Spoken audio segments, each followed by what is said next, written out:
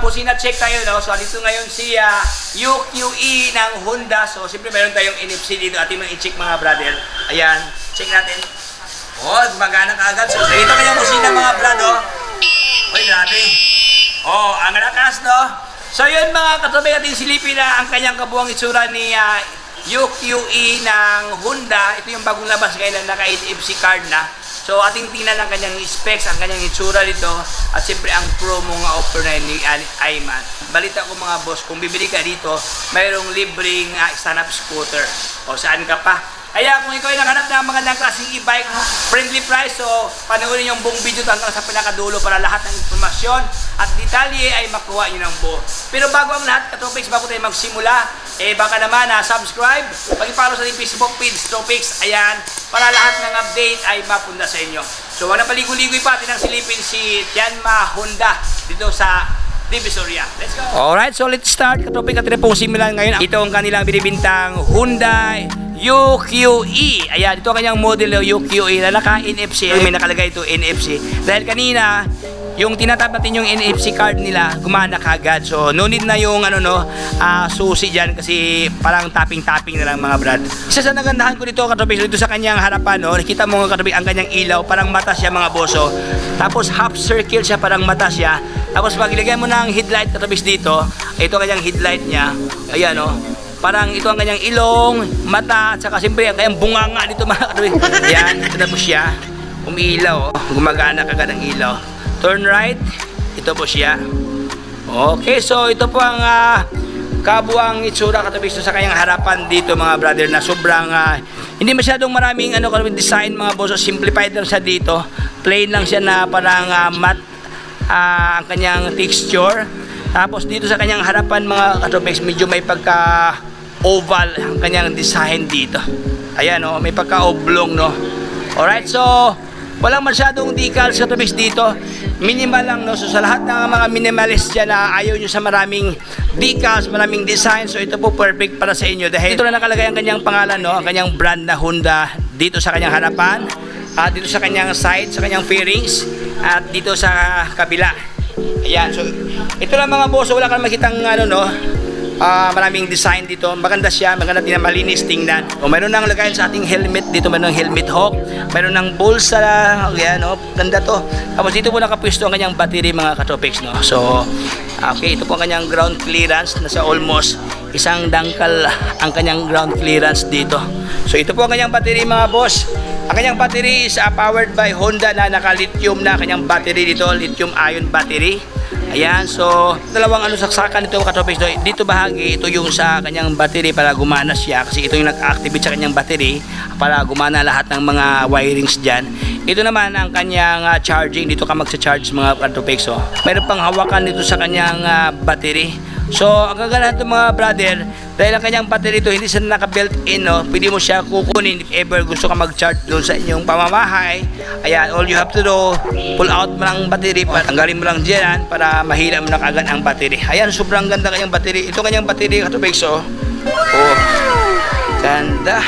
Ayun mga boss, ito kanyang format sa kanyang battery. Madali lang siya dalhin dahil may hawakan dito. Okay, madali lang sa bit-bitin start sa ating pamahay. If ever ano tayo sa 3rd floor or 7th floor ng ating mga condominium, ay madali lang sa bit-bitin. Tapos mga boss, ito kanyang pumahan sa kanyang upuan dito. May pagka-classic version mga boss, oh. Ayan, oh, may pagka-vintage, so dahil pagka-brownness, tapos blend ng off-white ang kanyang gilid dito. Ito ang driver seat, no. Ito man ang kanyang sakayan sa angkas dito, mayroon pang backrest. Tapos Katropics, kaganahan ito dahil nakadalawa na ang kanyang shock dito, naka-dual shock ang kanyang likuran. Okay, tapos ito ang kanyang motor, no? Powered by Boss ang kanyang motor. Pag sabing Boss, usually magandang klase ng kanyang motor na ginamit ito mga brad dahil naka-Boss na. Wow, so mayroon pa siya. Ito ang kanyang apakan, step board, ayan, sa angkas. Tapos ang kanyang gulong mga boss, no? 2.75 by 10 ang kanyang space sa kanyang gulong dito. Naka-tubeless start. Alright, so ito ang kanyang itsura mga Katropics. Madali lang siyang i-maneuver dahil mga Katropics, meron na siyang sport mode. Actually, dalawang mode dito, no? Pwede mo sa sport mode, pwede rin sa drive mode. Kung gusto nyo magandang mga pangharabas talaga, so sit ko lang sa sport mode, then mag-iba na ang kanyang drive condition Katropics dito. So, tapos meron siyang busina, ito yung busina. Parang motor lang siya mga katropics, no? Automatic yan, hindi siya gagana. So all you have to do, isang move mo lang sa throttle. Naka-side stand siya, automatic yan. Kikita mo dyan ang kanyang indicator na naka-side stand siya. So hindi ka malilito mga katropics. Actually, biniprinlito lang kasi Honda. Iba talaga si Honda, no? Dahil madali siyang i-maneuver. Ayan, so mga katropics, ating tanongin si Madam Marie regarding sa specs at price itong kanilang offer na UQE. Okay, so Ma'am Marie, ano bang specs ito, Ma'am Marie?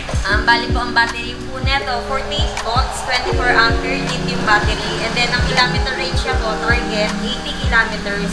And then ang motor watts po niya ay 350 watts. Bosch motor na po. Wow, Bosch motor. So talking about Bosch motor, mga klase na yan, mga katropics, no?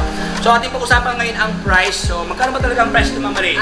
Nagahalaga po siya 69,999 po. And then may previous na rin po kayong kasamang stand-up scooter and helmet rate po. Yun mga katropics, ito po yung ibibigay ni Tianma sa inyo pag bibili ka dito. Ito na po siya yung previous. Ito mas malupit ito mga katropics dahil stand-up scooter na. O saan ka pa? So, magkano ito, Ma'am Marie? Sa 69,999 po siya. May previous na po kayong stand-up. May previous na stand-up scooter. Ma'am, saan ba talaga matatagpuan si Tianma? Bali dito po kami sa 1119 Nara Street, Tondo, Manila. Katabi po namin si Aima Electronic Bike. And then dito po sa may corner recto po kami. Tapat po kami ng 999. Tapat lang na 999 mga topics. Ayan, so ating tanong si Madam Marie regarding sa kanyang contact number. Sa lahat ng gusto mag-order, siyempre tawagan niyo si Madam Marie. Madam Marie, ano ba yung contact number mo, Madam Marie? Ang number ko po, 0915-4252-785. And then pwede rin po kayo mag-chat dun sa page namin na Tianma Electronic Bike. Bali ang wallpaper niya po doon si Summer Hill. Yung po yung legit na sa amin. Wow!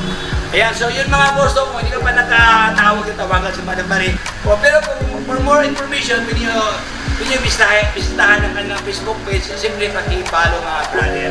So hanggang dito lang tayo mga boss. Maraming salamat sa panonood sa ating kwentuhan regarding sa kanilang bago at paglabas na model ng Honda na very friendly price. So hanggang dito lang tayo mga boss. If you have informed with my vlog, so baka naman subscribe, follow sa ating Facebook page, Stropix. Ayan, para lahat ng update ay mapunta sa inyo. So hanggang dito lang tayo, Stropix. Paalam, bye-bye.